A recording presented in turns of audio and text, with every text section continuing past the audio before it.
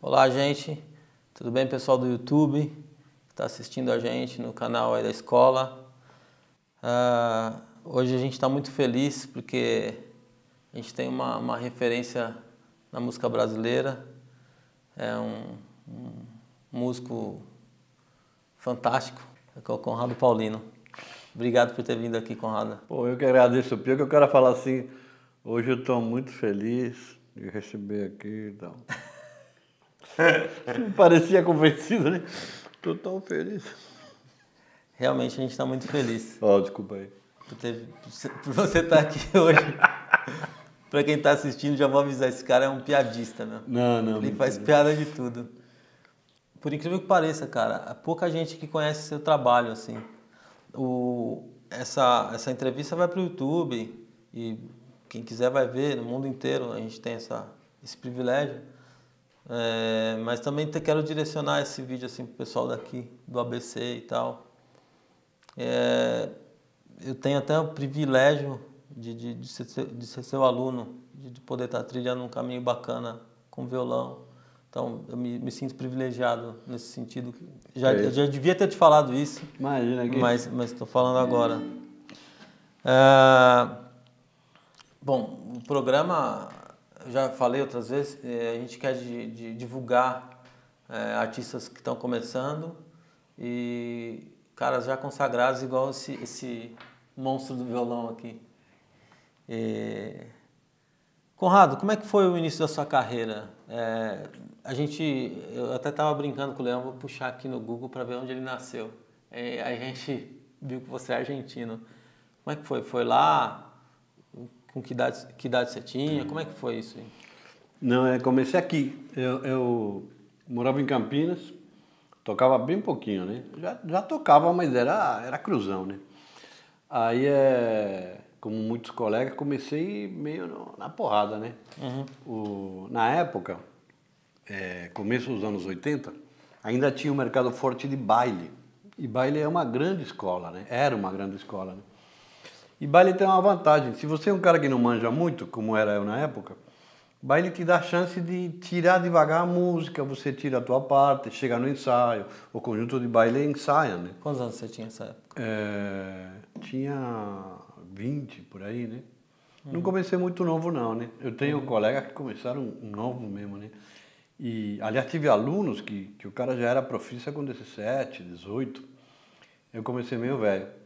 Mas eu fiz uma carreira que na época era normal, que era você tocar em baile primeiro, aí você adquire repertório pra caramba, toca samba, bolero, não sei o quê, sucesso do momento, música norte-americana, etc. Depois tocar na noite, que já é outro nível, porque é tudo de orelha. Você tem que ser esperto pra caramba. O cantor começa e você tem que ir atrás, tem que ter um repertório gigante, tem que transportar muito rápido. E depois que, já mudando para São Paulo, entrei mais no mercado de jazz, de música instrumental. Mas comecei com baile, que é uma grande escola, né? Aliás, meu primeiro trampo mesmo não foi baile. Foi um restaurante lá em Campinas que chamava Terraço Bahamas, que eu saiba existe ainda, e que tinha música ao vivo e o conjunto já estava tudo ensaiadinho, né? Tinha uma cantora e não sei o quê. E o pessoal era tudo devagar que nem eu, assim, né? Era pessoal meio amador, né? Um cara trabalhava, eu lembro que o baixista trabalhava com gesso, o pianista tinha outra profissão, assim, muito comum de amador, né? O cara gosta de tocar, mas tem uma outra profissão, né? Daí que fui para baile, né? Mas é uma grande escola que hoje em dia já é meio difícil da moçada ter acesso, né?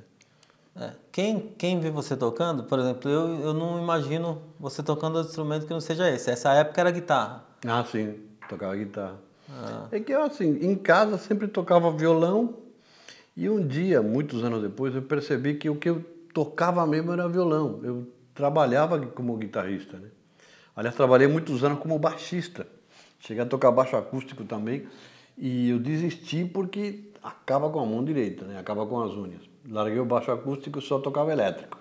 Depois passei a tocar baixo elétrico de palheta para não estragar a unha.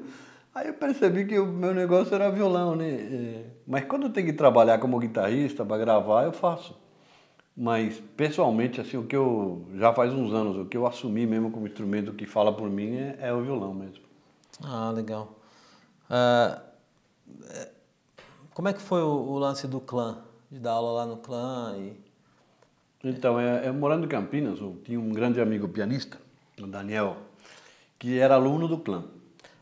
Só desculpe interromper, essa época do clã tá próxima da época do baile ou demorou muito para você ir pro clã? Não, foi tudo ao mesmo tempo. Quando eu morava em Campinas, tinha um amigo meu que estudava ia para São Paulo, né? Na época, Campinas e São Paulo, na época, era como se fosse, você falar da roça, assim, né? Qualquer músico, qualquer aluno que fosse para São Paulo estudar, adquiria imediatamente um status incrível, né? Pô, o cara estuda em São Paulo, né? Porque todo mundo era meio amador e era meio de orelha. Imagina que nos anos 80 você não tinha internet nem acesso a real book e métodos e não sei o que como tem agora. O pessoal jovem agora não consegue nem imaginar como que era você nem sequer ter acesso a instrumento, porque importação era fechada naquela época. Você conseguir um livro norte-americano era um negócio incrível. De repente tinha algum cara rico que vinha dos Estados Unidos e trazia um livro e todo mundo xerocava pra caramba, né? Então ele estudava no clã e aí através dele fui recebendo material. Na época o clã era uma escola super top e era a única opção que você tinha para estudar música popular sério. Porque antigamente ou você estudava erudito ou popular era sinônimo de tocar qualquer coisa, né? Acompanhar somente, não saber música, né? E o clã era o equivalente a que for na Berkeley fim dos anos 50. Então você veio estudar no clã, é isso não? Não, através dele fui pegando material, aprendi tudo, etc. Tá. Né? Desse teu amigo pianista. Eu roubava tudo dele, né? Um dia, por acaso, um professor de guitarra do clã se acidentou. E os caras estavam desesperados para pegar um professor substituto. Esse meu amigo falou, olha, eu tenho um amigo muito bom, tal, ele está disponível, tal, não sei o quê, né? O cara me empurrou. Aí Você nem sabia disso. o cara foi e me deu uma força, né? Aí marquei uma entrevista, tal, me fizeram um teste, tal, uma entrevista e acabei passando como professor. Durante 2 anos, eu morava em Campinas ainda e vinha para São Paulo dar aula. Era um terror. Eu dava aula tipo das 9 da manhã às 9 da noite, dormia em qualquer lugar aqui em São Paulo, descolava um lugar para dormir. Voltava na terça-feira, tipo 1h da manhã, morto, né? E ainda tocava na noite lá em Campinas. Até que, logicamente, mudei para São Paulo, né? Quando eu vi que o trampo tava certo, estava fixo, acabei abrindo um monte de horário no clã, naquela época, anos 80, né? E mudei para cá. Foi sorte, inclusive na história do clã, pelo que eu sei, eu fui o único professor que não tinha sido aluno, porque o clã tinha a política de cooptar aluno. Quando o cara se destacava, a escola convidava o cara a virar professor. E para virar professor, o clã tinha uma política muito interessante. Você tinha que fazer um curso interno, tinha que fazer treinamento, virar monitor, ficar um tempão assistindo aulas para depois ser professor de verdade. Você pulou tudo isso? Eu tive a sorte de pular isso, né? Mas mesmo assim tive muitas aulas com quem era responsável na época, que era um pedagogo muito legal, que fazia 2 vezes por ano o curso de treinamento. Na época era raríssimo, a nível de empresa inclusive, né? Hoje em dia é normal nas empresas, né? Treinamento interno, qualidade total, ISO 2001, não sei o quê. Naquela época era um negócio super moderno que eu acredito que até hoje poucas escolas devem ter esse tipo de qualidade. É mais ou menos comum em escolas top de inglês.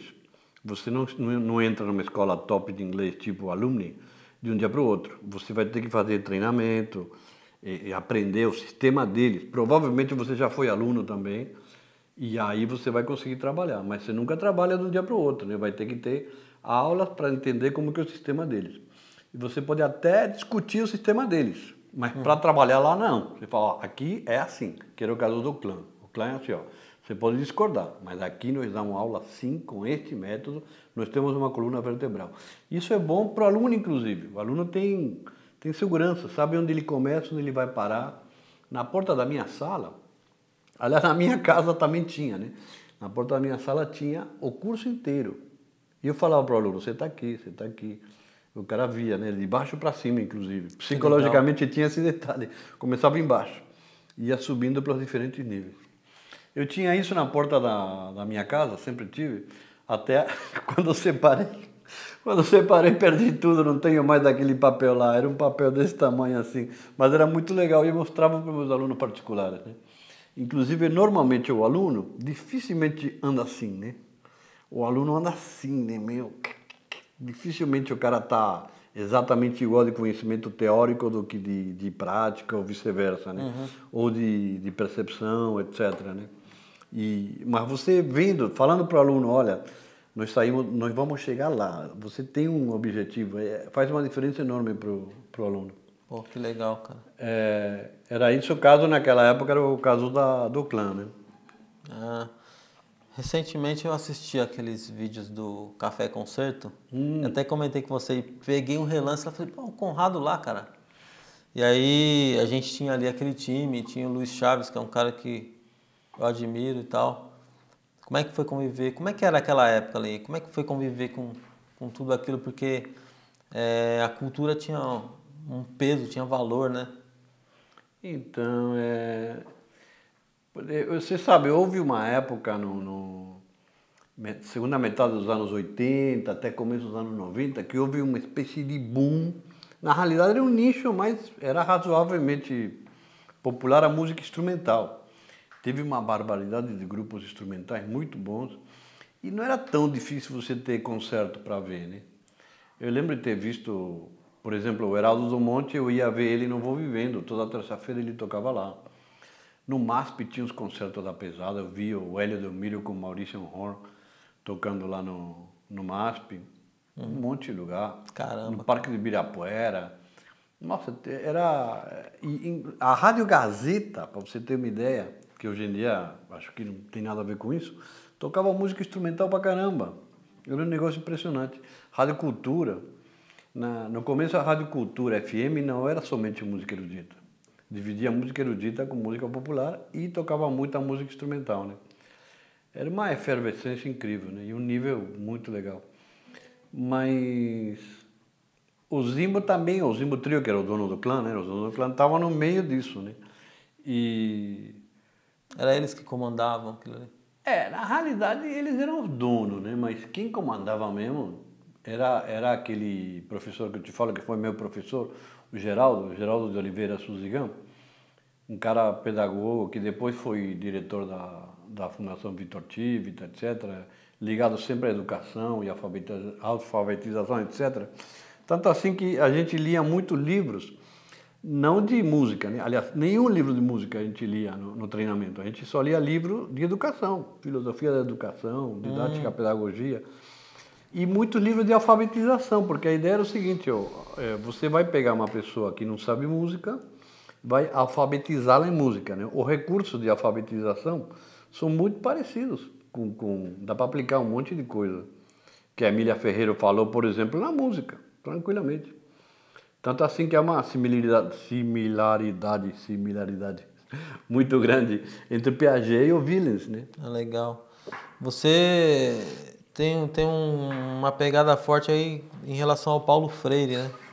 Uma vez a gente ia conversar sobre isso, você me mandou umas mensagens, mas a mensagem não veio. Você falou, eu conheci a pedagogia assim e tal. Como é que foi o lance da pedagogia e trazer ela pro... Foi nessa época aí? Então, isso aí tenho que agradecer ao tempo que eu convivi no clã, e a esse professor em particular, que como eu te falava, o cara falava assim, ele fazia uma reunião com o professor e falava o seguinte, bom, que vocês tocam bem, eu imagino que vocês são bons mesmo, senão não estariam aqui, mas para mim não interessa, eu preciso de professores. E ele falava o seguinte, ninguém deita músico e acorda professor. O professor é uma profissão, tem ciência, né? Tem conhecimento, né? Então ele facilitava pra caramba pra gente, xerocava, naquela época xerox também era complicado, xerocava os principais pedaços de livros, né? Vygotsky, Emília Ferreira, Demerval Saviani, Rubem Alves. Coisa boa. Só coisa da pesada. E aí já era um grande filtro para aqueles professores que falavam, essa é viadagem, para que eu quero ler Emília Ferreira e tal. Aí o cara ia sair da escola rapidinho, porque tinha professor que falava assim, o cara vem aqui, o cara quer improvisar, quer fritar. Aí o cara não entrava no espírito da escola e não entendia que nós estamos lidando com vários tipos de alunos, e a maioria deles não vai ser profissional, não vai. Mas o cara falava o seguinte, sabe uma coisa muito legal que tinha um clã que até hoje eu acho demais e eu sempre repito. O cara falava assim, qual que é o objetivo da escola? Aí o cara falava, tocar pra caralho, improvisar paca. O nosso objetivo é melhorar plateias. O que a gente tem que fazer é melhorar plateias. Caramba. Aí todo mundo sai ganhando, bicho. O músico sai ganhando. O cara, de repente, nunca mais toca, ou toca muito pouco, mas ele passou no corredor lá da escola e escutou um Jobim, que ele não... Imagina hoje em dia, então, que o cara não vai ouvir mesmo, né? Naquela época tinha chance de ouvir Jobim. Mas o cara não vai ouvir. Se o cara passar por aqui, de repente ele fala, pô, que música é essa aí? Jobim. Quem? Jobim. Pô, legal, gostei. Pô, você já deu uma sementinha bonitinha ali, já ajudou todo mundo, né? Ajudou a cultura, ajudou a esse cara em particular, ajudou músicos, né, que precisam de ter demanda, né? Precisam de ter gente querendo ouvir música decente, né? E aí que eu me toquei, tem razão, você tem que trocar o canal e não mirar teus pares músicos, todos desesperados para tocar pra caramba. Não, mirar o cara normal. Que ele que é de fato o mercado das escolas de música. Né? Legal. Tem muito sentido. Como seu aluno, eu percebo assim, todo mundo precisa de dinheiro para viver, lógico, mas ali na hora da aula parece que é um território ali onde você vem, você desce mesmo na estatura do aluno em questão do conhecimento e aí você ajuda ele trilhar esses passos, né, da pedagogia do instrumento e tal. É isso mesmo aí? Na hora da aula ali rola um... Quando eu era moleque, Pedagogia do Violão era o nome do álbum com os carimbinhos. Já viu isso? Ah, já vi. Pedagogia, aquele caderno, né? Os cadernos com carimbinho, justamente para aprender da forma não pedagógica, né? Que aprender decoreba com bolinho. Quadradinho. Com bolinho e quadradinho, né? A impressão que eu tenho é que você parece que gosta muito de dar aula e você viaja com o aluno ali, mesmo você percebendo que o nível dele está ainda pequeno, ele está começando a caminhar, mas parece que você viaja ali e se você se doa. Eu tenho percebido isso. Assim. Mas sabe o que me aconteceu, que eu percebi com o tempo? Acho que no começo eu não tinha manha. Mas depois, lidando com muito aluno, eu percebi que as minhas maiores conquistas eram os caras ruins. Cara bom não depende de mim. Eu tenho um monte de aluno famoso, né? Mas aí eu falo, puta, esse cara aí não fez diferença ter passado por mim. Tomara eu tenha colaborado alguma coisa. Por exemplo, um cara que sempre me fala alguma coisa é o Serginho Carvalho, que era baixista do Djavan. Ele é bom pra caramba. Ele ia ser bom e ele ia se dar bem no mercado de qualquer jeito, porque ele é muito talentoso. Mas ele sempre fala, você é o único cara que conseguiu colocar nota na minha cabeça, né? Porque ele era muito raçudo, né? Mas na realidade eu tenho certeza que por acaso ele passou por mim e se ele não tivesse passado não faria tanta diferença. Então o professor se prova com o cara que tem dificuldade. O cara que é bom, ele vai entender mesmo, vai pegar rápido mesmo. Então eu tive alunos que de repente você vê o cara e o cara fala assim para você, não, eu estudei com o Conrado. E você fala, nossa, moço, o cara é devagar. Fala, mas você tem que ver como ele era antes, pô. Esse cara para mim é uma vitória incrível, né? De repente o cara desabrochou. Isso que é onde se prova o professor, né? Agora, cara bom, imagina quem foi o professor Charlie Parker? Ninguém sabe, não tem importância. Legal você falar isso, porque os professores não costumam ver por esse lado. Não vou dizer todos, né? Mas principalmente a música hoje em dia, ela é muita propaganda, ela é muito vitrine, né? E se não tem aquela... entendeu? E aí você já está olhando por um outro aspecto, olhando... Isso é bacana, cara. Tem um exemplo legal que a gente dava no curso de treinamento, também naquelas épocas lá. Aliás, eu até hoje, quando faço curso de formação de professores, eu dou o mesmo exemplo. O cara fala assim e fala para você, eu quero estudar francês. Ah, legal. Você vai morar na França? Não. Você quer ser tradutor? Não. Você precisa por algum motivo profissional? Não, eu adoro francês. Eu gosto do som. E você conhece alguma coisa? Sem nada. Não sei, sem nada.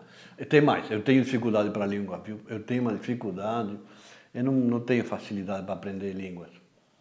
Então, mas eu estou disposto a estudar, o cara fala, eu vou fazer o que você mandar. Aí que o cara vai se provar, né? Justamente esse é o desafio legal para o professor. Pô, o cara não sabe nada. Não quer ser profissional, ainda me diz que tem dificuldade. O que o cara faz? Esse cara é burro aí. Pelo contrário, você não pode jogar no aluno a tua incompetência como profissional.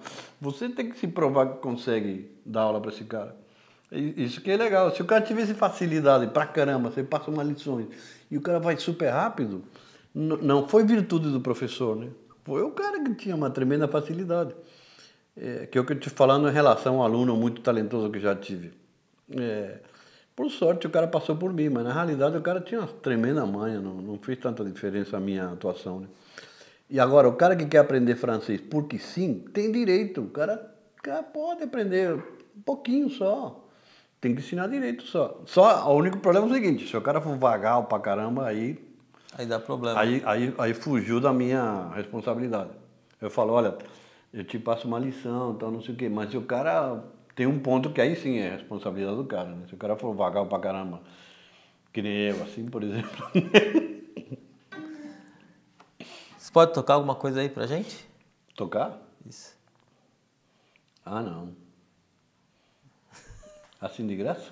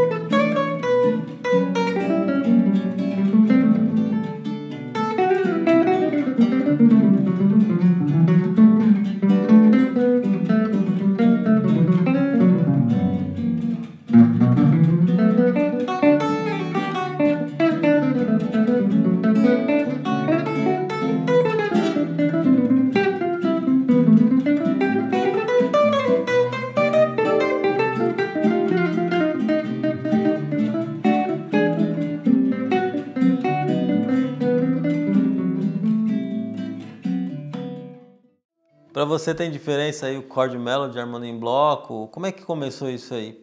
Porque isso é evidente na sua forma de tocar, né? Não. Por algum motivo, assim, a diferença entre um arranjo de chord melody e um arranjo de violão normal é que talvez o arranjo de violão seja mais horizontal, ou seja, são vozes que vão concatenando foi chique, hein? E você vê uma estrutura de vozes, né, horizontal. E o chord melody é mais vertical, né? São acordes que vão se sucedendo e normalmente cada nota tem seu acorde, né? Como você harmoniza cada nota, ou você faz um monte de acorde dentro da harmonia original, ou você faz uma microharmonia Ou seja, tinha espaço, por exemplo, de um compasso de tônica. E como você vai tocar 6, 8 acordes dentro de um compasso só, dá tempo de fazer 2, 5 desse acorde ali, apesar que na cifra só tinha um acorde, né? E você consegue fazer uma microharmonia, ou seja, uma progressão harmônica completa dentro do compasso, de uma forma que seria impossível cifrar. Ou seja, você não consegue fazer isso com baixista. Teria que ensaiar muito, né? Mas é muito comum de piano solo, né? O piano solo, o cara faz um monte de progressões a mais do que está na harmonia original e só vale no piano solo, porque se tivesse um baixista, o cara ia ficar louco. Além do mais, a divisão é muito estranho você fazer acordes em colcheias, né? Mas num piano solo ou num chord de melody de guitarra é mais ou menos normal, né? E quando é que começou essa coisa de fazer esse material, chord melody, bloco? Quem que foi o cara que influenciou você, que você estava ouvindo? Bom, o primeiro cara que eu vi, assim, dessa onda foi o Joe Pass, né? Inclusive eu lembro que eu vi quando ainda era moleque, numa rádio. Eu lembro até hoje, eu tocava muito pouquinho ainda, né? Mas a música era On Green Dolphin Street. E eu lembrei do nome, ficou guardado para sempre. Lembrei, Dolphin. Lembrei da palavra Dolphin, né? Green Dolphin, golfinho verde, sempre lembrei desse negócio, né? Passou 1 milhão de anos e eu fiquei com a ideia desse Joe Pass e tal de Joe Pass, porque eu lembro que eu ouvia na rádio e eu falei, nossa, o cara tá sozinho. E parece que tem uma banda inteira. Eu vi ele improvisando e eu senti a condução, né? Parecia que estava implícito que tinha um baixo e uma bateria, embora era guitarra sozinha, né? Me impressionou muito. Muitos anos depois, eu fui comprar um presente para um amigão meu de Cosmópolis, cidade que eu frequentava perto de Campinas. E eu vi o disco Virtuoso do Joe Pass. Aí falei, puta, vou comprar de presente para ele e aproveito e copio em fita, que naquela época era fita cassete, né? E copiar disco para fita era o que todo mundo fazia, né? E de fato aí eu tive acesso ao disco Virtuoso do Joe Pass. Aí eu entendi como funcionava. Inclusive no começo eu não entendia nada. Eu pensava assim, eu achava muito chato. Eu falava, nossa, que coisa chata. Mas eu tenho que ouvir isto aqui. O cara é bom pra caramba, né? Mas para mim era uma tortura no começo. Sabe por quê? Eu não entendia. Eu falava assim, não estou entendendo nada. Só estou vendo que o cara é da pesada, mas entender não entendo, né? Aí tem uma gravação de Wave. Quando eu vi ele tocando Wave, falei, ai, que comecei a entender. O cara tá tocando Wave. Ele tá tocando um tema normal. E quando ele começa a... ele tá tocando Wave. Aí que eu percebi que ele fez tema, improviso, tema. E o improviso seguia rigorosamente a forma da música. Que é o que o leigo não entende, né? Quando o leigo tá ouvindo jazz, o cara pensa que estão fazendo qualquer coisa. Porque a referência da música original, normalmente o cara perdeu, não tem abstração, né? Inclusive tem uma piada famosa de músico de jazz, né? Que o cara vai ver um concerto de jazz e falam pra ele assim, e aí, o que você achou do show? Olha, no comecinho, os caras estavam tocando direitinho, mas daí a pouco dá pra ver que eles se perderam e cada um tocava uma coisa diferente. É piada de músico, né? Mas de fato o leigo pensa que tá cada um tocando uma coisa diferente que não tá batendo, né? É difícil pro leigo entender, né? E a história do Joe Pass, como é que terminou? Aí comecei a tirar uns negocinhos do Joe Pass e comecei a entender o que ele estava fazendo, né? Lembro que tirei o Night and Day, que era a primeira faixa daquele disco lá, né? Que anos depois descobri que ele gravou boa parte dos tracks com guitarra desligada. Se você ouvir o disco, você vai ver que o som da guitarra é feio, né? Estranho. Eu nunca entendi porquê, nunca soube porquê, mas se você reparar, a guitarra está desligada. Em várias faixas. Está microfonado o som. Eu não sei se ele não quis perder o track, nunca entendi. Eu nunca vi uma explicação. Só sei que isso aí me permitiu começar a entender o que está acontecendo. E outra coisa, me permitiu ver que tocar de dedo era legal. Tocar com os dedos é muito mais negócio, né? Depois descobri o Lenny Breau. Aí que eu saquei o lance. O Lenny Breau é o cara. É o deus do Olimpo, né? No Olimpo do fingerstyle, do chord melody, O deus é o Lenny Bruce. Aí tem um monte de súditos, né? Tem o Tuck Andrews, o Martin Taylor, o Teddy Green, que era muito bom também na contemporânea, né? Hoje em dia tem o Tom Emanuel, que é muito bom. Mas o cara ainda é o Lenny Bruce, que aliás tocava com mindinho e guitarra de 5. Guitarra e violão, indiferentemente. Tinha um lazinho aqui, não um bordão a mais. Ele tinha uma corda aguda a mais. E outra, o único guitarrista de jazz que tocava flamenco. Nunca vi, não conheço ninguém. Por enquanto, se alguém souber, que me fale. Cara que toca jazz e ao mesmo tempo manda bem de flamenco, só o Lenny Bruce. Era incrível. E esse cara era demais. Aí já comecei a gostar demais dessa praia, né? Pô, que legal, cara. Você acompanhou, gravou com muita gente, mas tem uma citação aqui que eu fiz que você substituiu o Lula Galvão, né? Grande honra. E como é que foi isso aí? Como é que foi a experiência? Então, eu adoro a Rosa Passos, né? Acho ela incrível, né? E eu vejo ela, além de ela ser muito boa, acho que ela tem uma espécie de influência positiva, né? Assim como a Elis Regina foi um negócio que estabeleceu um patamar e todo mundo tinha que chegar nesse ponto ali, a referência era ela. A Rosa Passos também é uma referência pesada, né? Principalmente para quem canta, né? Nossa, eu segui ela sempre, né? E teve um show no Supremo, no antigo Supremo Musical, que era muito legal, que o Lula Galvão estava ao mesmo tempo fazendo com a Leila Pinheiro. Então eram 5 shows e ele só podia fazer o primeiro. Aí me chamou. Aliás, eu tinha conhecido a Rosa pessoalmente por acaso. Uma aluna minha, era muito amiga dela, e levou a Rosa para dar uma canja no bar onde eu tocava. Que era um pizza bar chique do Jardins, que chamava Paisá. Que claro que não existe mais, não somente não existe mais o bar, não existe mais o prédio. Não existe nada lá naquela esquina, está completamente diferente. Essa moça pegou a Rosa e falou assim, vou te levar lá como um cara bom e não sei o quê, né?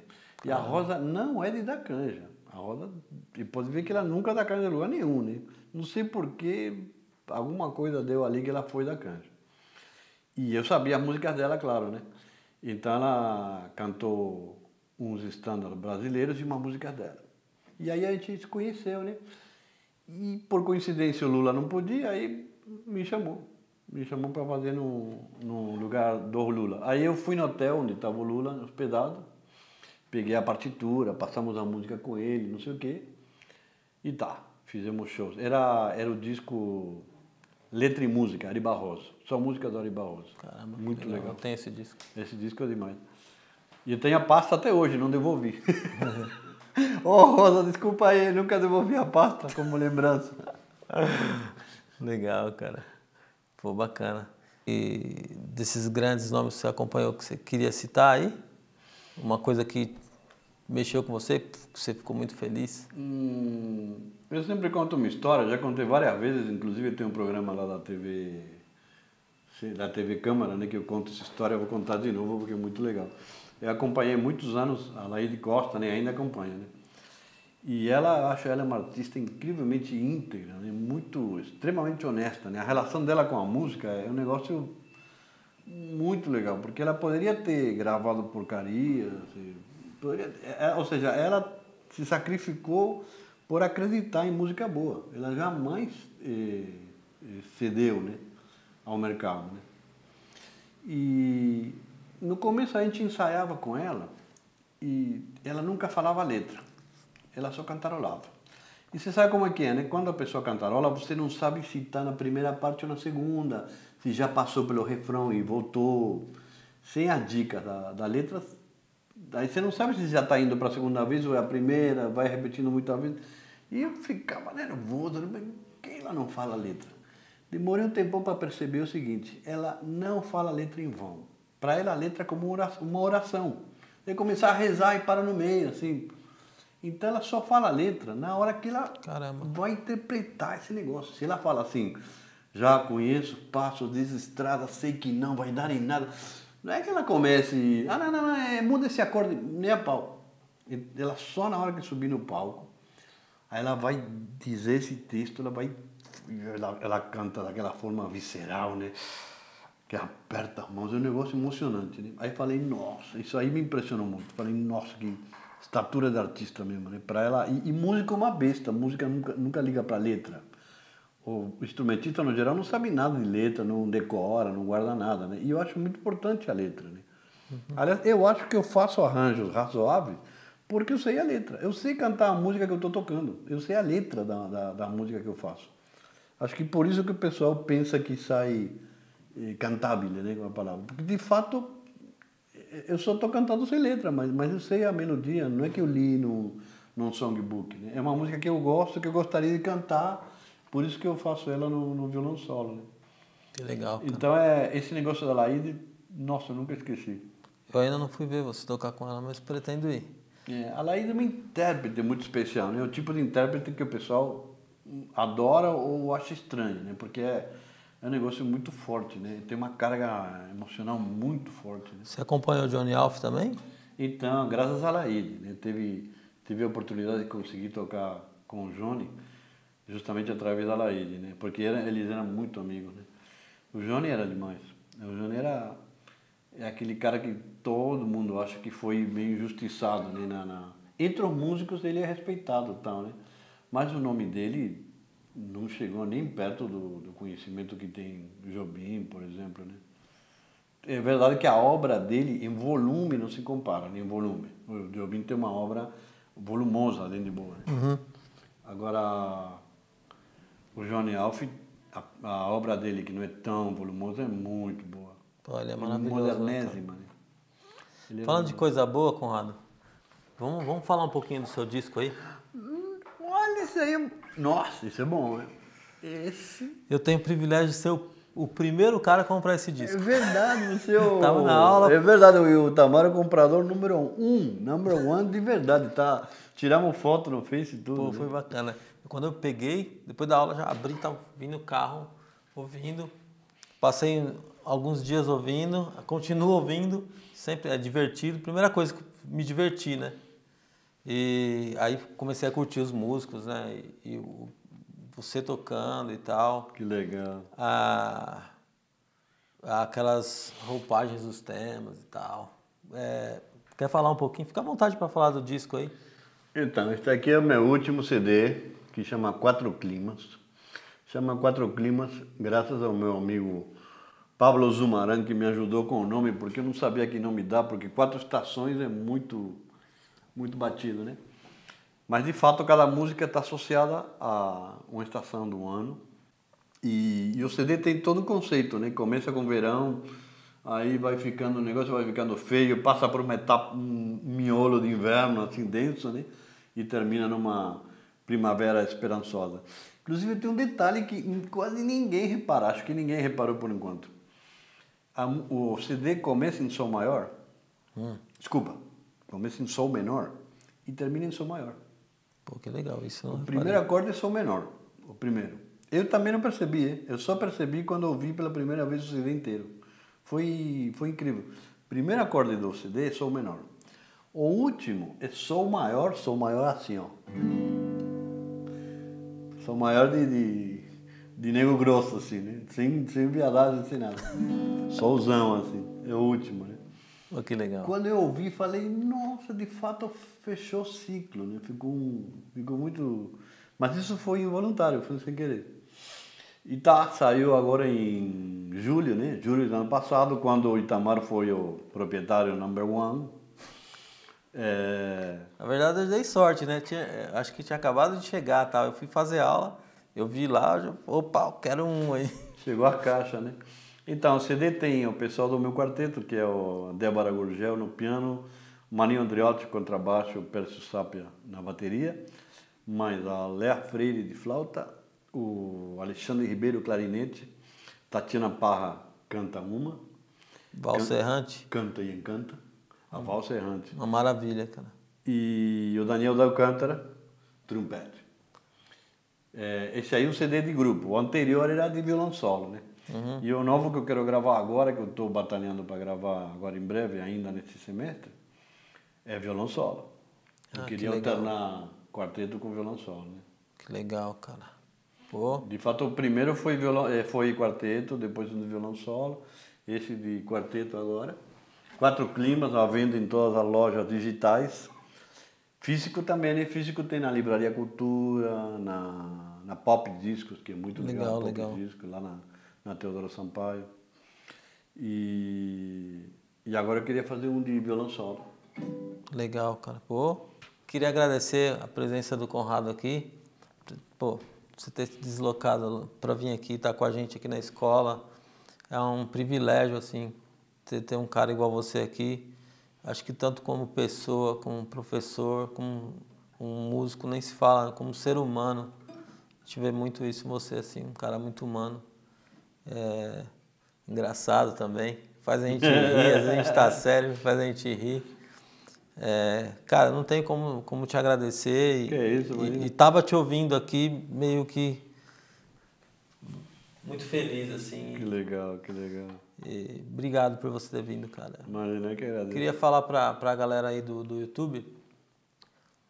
Queria agradecer vocês estarem curtindo os vídeos aí.